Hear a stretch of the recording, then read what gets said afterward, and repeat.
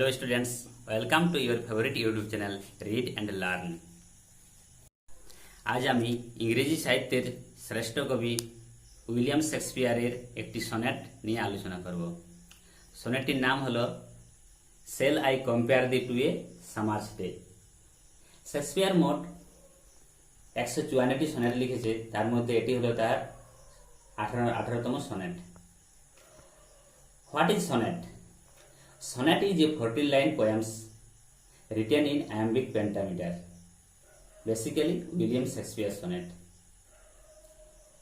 এই সনেটটি উইলিয়াম শেক্সপিয়ারের প্রতিটি লাইন কিন্তু 10টি করে সিলেবেল আছে।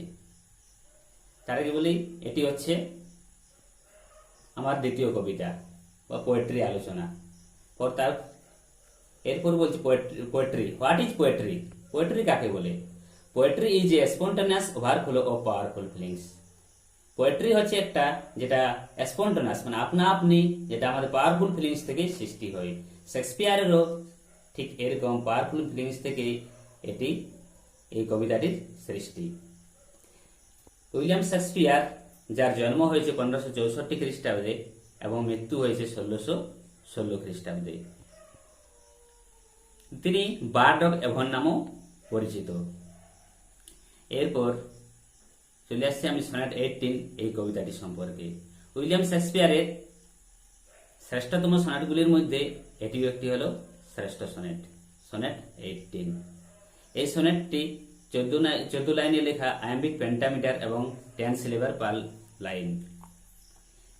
সনেটটিতে 3টি কোয়ার্টারান আছে, 3 কোয়ার্টারান্স অ্যান্ড এ কাউপ্লেট। এটির রাইম স্কিম হলো A B A B A B C D C D E F E F G G. তাই প্রথমে আমি শুরু করছি sonnet 18। Shall I compare thee to a summer's day.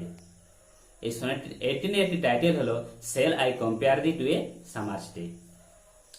আর এই সনেটটির ফার্স্ট লাইনটাও কিন্তু একই, shall I compare thee to a summer's day.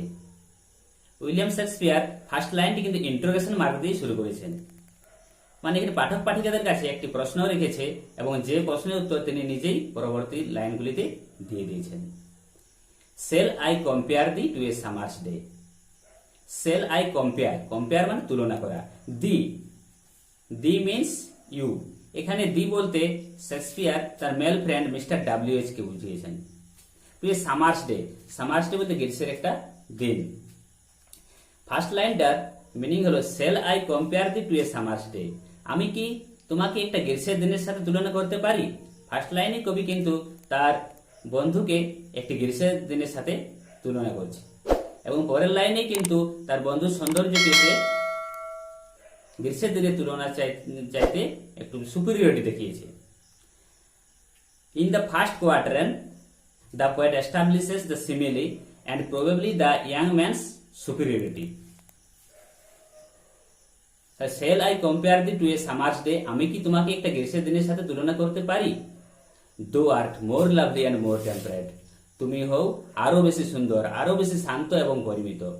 Thou art, thou means you, art means are, এগুলি আর্কেইক ফর্মে লেখা হয়েছে। Thou art more lovely মানে তুমি আরো বেশি সুন্দর, and more temperate তুমি আরো বেশি শান্ত এবং পরিমিত। কার চাইতে? গ্রীষ্মের দিনের চাইতে।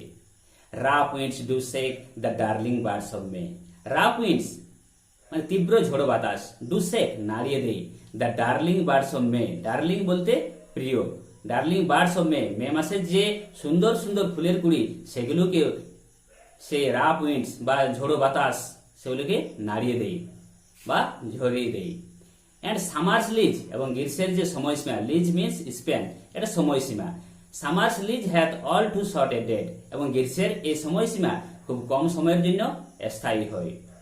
তাহলে এই প্রথম যে 4টি লাইন এটা হচ্ছে একটা কোয়ার্টারান। এই কোয়ার্টারানটি রাইম স্কিম হলো এবি এবি। আর এই কোয়ার্টারের মাধ্যমে কবি তার বন্ধুর সৌন্দর্যকে সুপিরিয়রিটি দেখিয়েছে। কার চাইতে? একটা গ্রীষ্মের দিনের চাইতে। তাহলে এটা যদি বাংলা করে দেখা হয় যে আমি কি তোমাকে একটা গ্রীষ্মের দিনের সাথে তুলনা করতে পারি? তুমি হচ্ছে আরো বেশি সুন্দর, আরো বেশি শান্ত এবং পরিমিত একটা গ্রীষ্মের দিনের চাইতে। মে মাসের যে সুন্দর ফুলের কুড়ি সেগুলোকে কি করে? গ্রীষ্মের যে ঝোড়ো বাতাস সেগুলোকে নাড়িয়ে দেয়। এবং কিন্তু এই গ্রীষ্মের যে সময়সীমা এটি কিন্তু খুব কম সময়ের জন্য স্থায়ী হয়, এটি কিন্তু বেশি দিন স্থায়ী হয় না। এই গ্রীষ্মের স্থায়ী মাত্র 2 মাস, কিন্তু তোমার সৌন্দর্যের স্থায়ী সেটা চিরন্তন থেকে যাবে। এই কবিতার মধ্য দিয়ে কবি পরবর্তী লাইনে সেটাই বুঝিয়েছেন। এরপর চলে যাচ্ছে নেক্সট কোয়ার্টারে। নেক্সট কোয়ার্টারে হচ্ছে in the second quatrain the poet establishes বা considers the changing face of summer. Next কোয়ার্টারের ফার্স্ট লাইন হলো sometime too hot the eye of heaven shines. Sometime কখনো কখনো, টু হট মানে প্রচন্ড উত্তপ্ত, the eye of heaven means the sun, shines বলতে উজ্জ্বলভাবে কিরণ দেওয়া। Sometime too hot the eye of heaven shines, কখনো কখনো সূর্য প্রচন্ড উত্তপ্ত হয়ে উজ্জ্বলভাবে কিরণ দেয়। অ্যান্ড অফেন এবং প্রায়ই ইজ হিজ গোল্ড কমপ্লেক্সন, তাহার যে সোনালী আভা ডিমড সেটা কি হয়ে যায়, আবছা হয়ে যায়, কিসের দ্বারা, মেঘে ঢেকে। এখানে হিজ, এই হিজ ওয়ার্ডের দ্বারা দ্য সানকে পার্সনিফিকেশন করা হয়েছে, ব্যক্তিত্ব আরোপ করা হয়েছে। তাহলে এই দুটি লাইনের মিনিং হলো যে কখনো কখনো প্রচন্ড উত্তপ্ত সূর্য উজ্জ্বলভাবে কিরণ দেয়, এবং কখনো কখনো কি হয় যে মেঘে ঢেকে সেই সূর্যের সোনালী আভা ঢেকে যায় এবং মলিন হয়ে যায়। নেক্সট লাইন হলো and every fair from fair sometime declines. And every fair means every beautiful object of nature. Second fair হলো বিউটি অর ফেয়ারনেস। সামটাইম কখনো কখনো, ডিক্লাইন্স বলতে হারিয়ে ফেলে। And every fair from fair sometime declines, এবং প্রতিটি সুন্দর বস্তু তার সৌন্দর্য কখনো না কখনো হারিয়ে ফেলে। বাই চান্স সেটা হতে পারে দৈবক্রমে বা হঠাৎ, ওর নেচার চেঞ্জিং কোর্স আনট্রিম, অথবা হতে পারে প্রকৃতির পরিবর্তন ধারা অপরিবর্তিত রেখেই। কারণ শেক্সপিয়ার এখানে দেখেছে change is the rule of nature, যে প্রকৃতি হচ্ছে, যে প্রকৃতির নিয়মে হচ্ছে পরিবর্তন হওয়া। Change is the rule of nature, এটা হচ্ছে প্রকৃতির নিয়ম। সেটা কিভাবে হয়, কোন ক্ষেত্রে হয় বাই চান্স, যেটা দৈবক্রমে, or nature's changing course untrimmed, অথবা নেচার্স চেঞ্জিং কোর্স আনট্রিমড, অথবা প্রকৃতির পরিবর্তন ধারা অপরিবর্তিত রেখেই। তাহলে নেক্সট যে সেকেন্ড কোয়ার্টার, তার 4টি লাইনের বাংলা মিনিং হলো যে কখনো কখনো প্রচন্ড উত্তপ্ত সূর্য উজ্জ্বলভাবে কিরণ দেয়, আবার কখনো কি হয় মেঘে ঢেকে তার যে উজ্জ্বল আভা সেটা কি হয়ে যায়, সেটা আবছা হয়ে যায়, এবং যে পৃথিবীর বা প্রতিটি যে সুন্দর বস্তু, তার সুন্দর বস্তুর যে সৌন্দর্য সেটা কি হয়, কখনো না কখনো হারিয়ে ফেলে। সেটা দৈবক্রমে হতে পারে, অথবা প্রকৃতির পরিবর্তন ধারা অপরিবর্তিত রেখেই হতে পারে। কারণ প্রকৃতির নিয়মে হচ্ছে পরিবর্তন হওয়া। যদি আজকে একটা গোলাপ ফুল ফুটে, কালকে সেটা ঝরে যায়, এটা প্রকৃতির নিয়ম। তাই পৃথিবীর প্রতিটি সুন্দর বস্তুই তার সৌন্দর্য কখনো না কখনো হারিয়ে ফেলে, সেটা দৈবক্রমও হতে পারে কিংবা প্রকৃতির পরিবর্তন দ্বারা অপরিবর্তিত রেখেই হতে পারে। এটা হলো সেকেন্ড কোয়ার্টার। আর সেকেন্ড কোয়ার্টারের রাইম স্কিম হলো সিডি সিডি। এটা এই সেকেন্ড কোয়ার্টারে কবি কনসিডার্স করেছে the changing face of summer, যে কিভাবে চেঞ্জিং ফেস, সামার কিভাবে পরিবর্তন হয়েছে সেটাই দেখিয়েছেন। চলে আসি থার্ড কোয়ার্টারের first line, but the eternal summer shall not fade, কিন্তু তোমার চিরন্তন যৌবনের সৌন্দর্য কখনো মলিন হবে না। Eternal summer means eternal youthful beauty of poet's male friend. Fade means মলিন হয়ে যাওয়া। Nor lose possession of that fair thou owest, এবং তুমি যে সৌন্দর্য অধিকার করে রেখেছ সেই সৌন্দর্য কখনো হারাবে না। লস মানে হারানো, পসেশন মানে অধিকার করে থাকা। Fair means fairness or beauty. Nor shall death brag thou wander'st in his shade, এমনকি মৃত্যু গর্বের সাথে তোমাকে নিয়ে যেতে পারবে না তাহার সেই অন্ধকার জগতে। এখানে ব্রেক মানে গর্বের সাথে। হিজ প্রোনাউনটির দ্বারা উইলিয়াম শেক্সপিয়ার মৃত্যুকে পার্সনিফিকেশন করেছেন। এখানে হিজ শেড বলতে dark shade of the death, মৃত্যুর অন্ধকার জগৎকেই বুঝিয়েছেন এই লাইনটির দ্বারা। এবার থার্ড কোয়ার্টারের লাস্ট লাইনটি হলো When in eternal lines to time thou growest, আর এই চিরন্তন লাইনগুলির মধ্য দিয়েই তুমি তোমার সৌন্দর্যের সমৃদ্ধি পাবে, তোমার সৌন্দর্য বৃদ্ধি পাবে। যতদিন যাবে ততদিনই তোমার সৌন্দর্য বৃদ্ধি পাবে। এই থার্ড কোয়ার্টারের রাইম স্কিম হলো EF EF.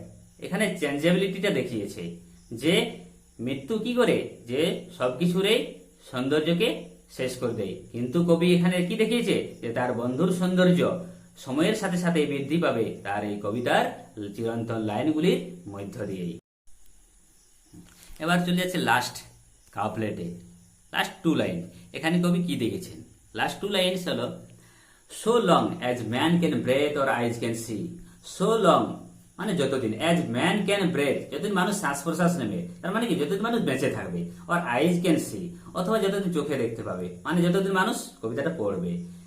So long man can breathe or eyes can see, তাহলে so long as man can breathe or eyes can see, যতদিন মানুষ বেঁচে থাকবে অথবা এই কবিতাটি পড়বে, মানে যতদিন মানুষ শ্বাস প্রশ্বাস নেবে অথবা চোখে দেখতে পাবে, সো লং লিভস দিস ততদিনই কি হবে, ততদিনই এই কবিতাটি থাকবে। সো লং লিভস দিস ততদিনই এটা বাঁচবে, and this gives life to thee, আর ততদিনই কি হবে, এই কবিতাটি তোমাকে জীবন দেবে। This means the poet verse, the sonnet 18। Thee means the poet's friend, কবির যে মেল ফ্রেন্ডকে বোঝানো হয়েছে। তো লাস্ট দুটি লাইনের মানে হলো যে যতদিন মানুষ বাঁচবে অথবা এই কবিতাটি পড়বে ততদিনে কি হবে, এই কবিতাটি থাকবে এবং এই কবিতাটাই তার বন্ধুর সৌন্দর্যকে চিরন্তন করে রাখবে এই কবিতার লাইনগুলির মধ্য দিয়ে। এটা রাইম স্কিম হলো জি জি। আমি আবার এই শর্ট নাম্বার 18টি বাংলায় পুঙ্খানুপুঙ্খ প্রতিটি লাইন ব্যাখ্যা করেছি। কবি এই সনেটটির ফার্স্ট লাইনটি একটি ইন্টারোগেশন মার্ক দিয়ে শুরু করেছিল যে আমি কি তোমাকে একটা গ্রীষ্মের দিনের সাথে তুলনা করতে পারি? তুমি হচ্ছে আরো বেশি সুন্দর, আরো বেশি শান্ত এবং পরিমিত।